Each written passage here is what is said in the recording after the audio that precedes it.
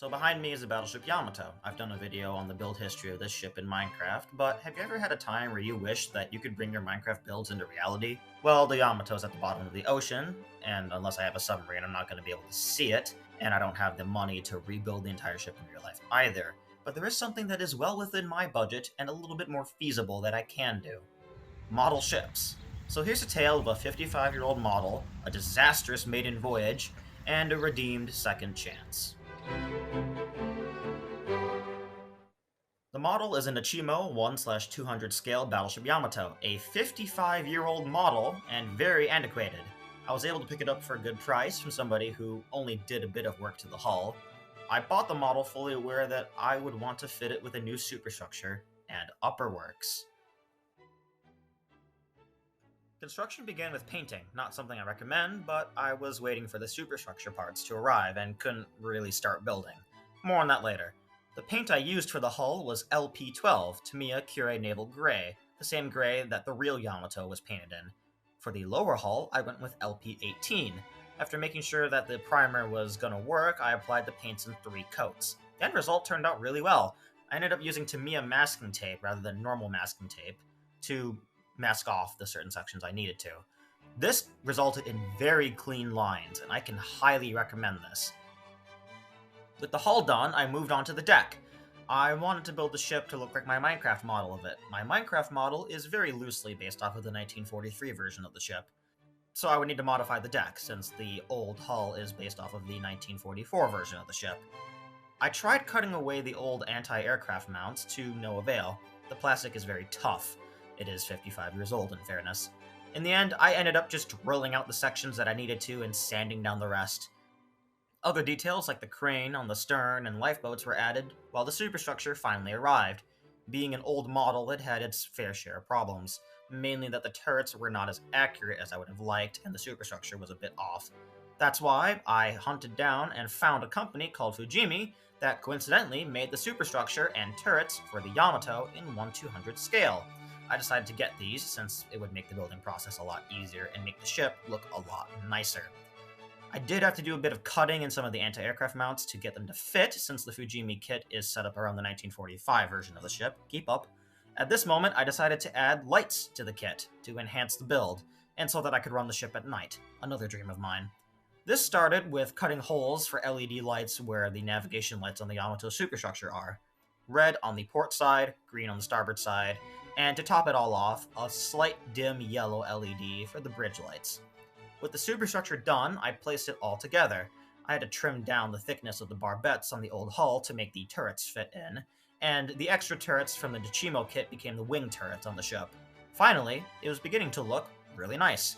Just a few more things were needed. Final details like the anchor chains and other lifeboats were also added. With all this done, I was able to apply a clear coat to the paint and lock it in place. With that, the construction of the ship was done. Now for the electronics. There's a kit online that you can get to convert the 1/200 scale Yamato to RC. It comes with rudders, motors, rudder attachments, and prop shafts and the like.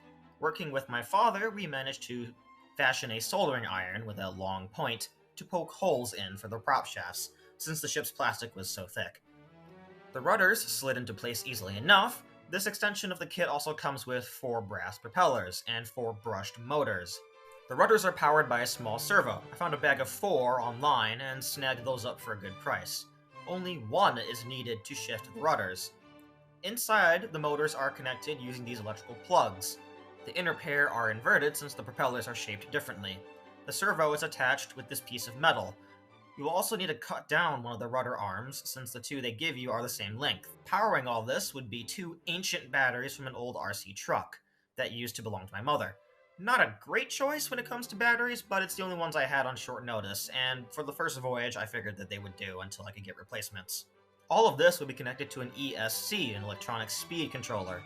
To weigh the model down, as you might have seen earlier, I used chains in the back to weigh it down, and towards the bow I used a 5-pound weight. Initially, without the motors, batteries, and ESC, the ship needs 2 5-pound weights to float at the right level, but with everything in place it only needs 1. With all of this done, the model weighs in at a total of 16.1 pounds, and it was time to put the ship out on its first voyage. For the first voyage, I would be in a canoe. case the Yamato experienced a failure out on the lake, I could be on hand to retrieve it. The canoe my friends had, however, is designed for multiple people. As a result, it is very large and it sits very high out of the water. It also only has 2 seats, one at the extreme front and one at the extreme back. I sat in the back seat. As a result, the canoe would tilt back, raising the front of it out of the water.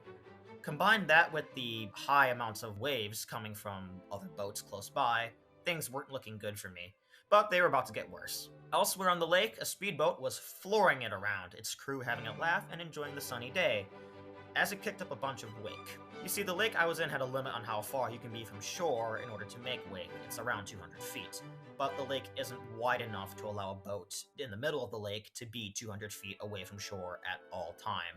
So boaters tend to ignore this rule. Since multiple boats were out and about today, the waves were a little bumpy as I set the Yamato in the lake. It did very well, taking the waves like a champ. As it motored around, I brought it back for an inspection to see if there's any water in it. And that's when the speedboat from earlier came roaring right past, very close to shore, and there wasn't much I could do in that scenario.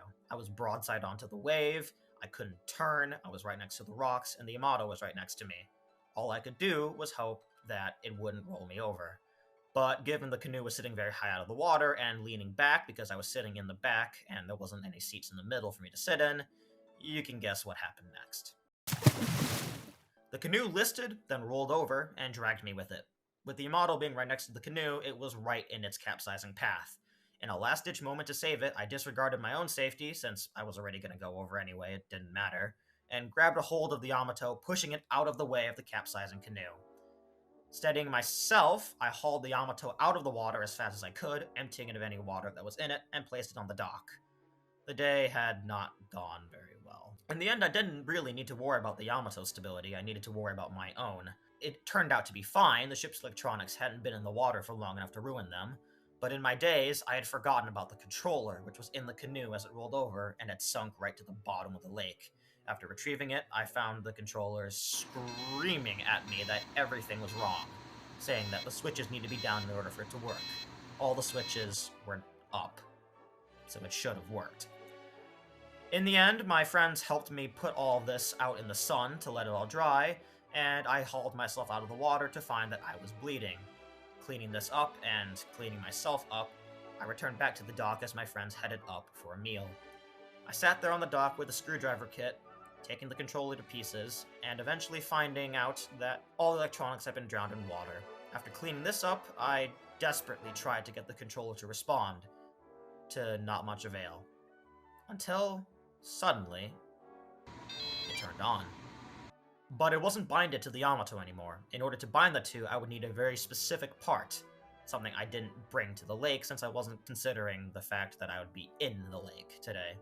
So I told my friends that I'd be back, I drove home, got the part, came back, I binded the two together, and to my absolute shock, the Yamato roared to life, with the rudders being a bit dodgy, but it was alive. My friends cheered. The Yamato hadn't given up just yet.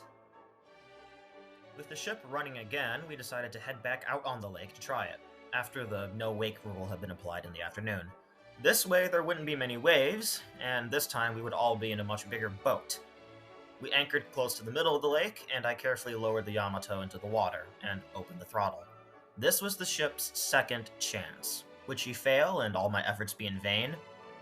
I'm pleased to say that the ship performed. And it performed well.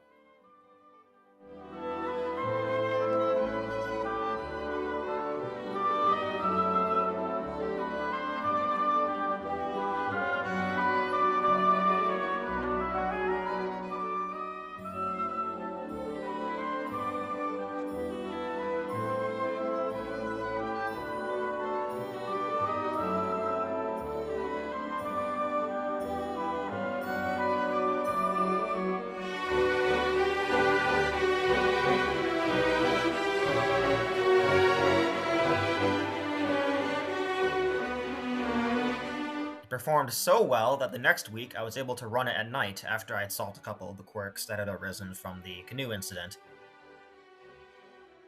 And so there we have it, a Minecraft build brought to life. It had its ups, it had its downs, but in the end I would say that the journey was worth it to see the ship run and to see a dream become reality.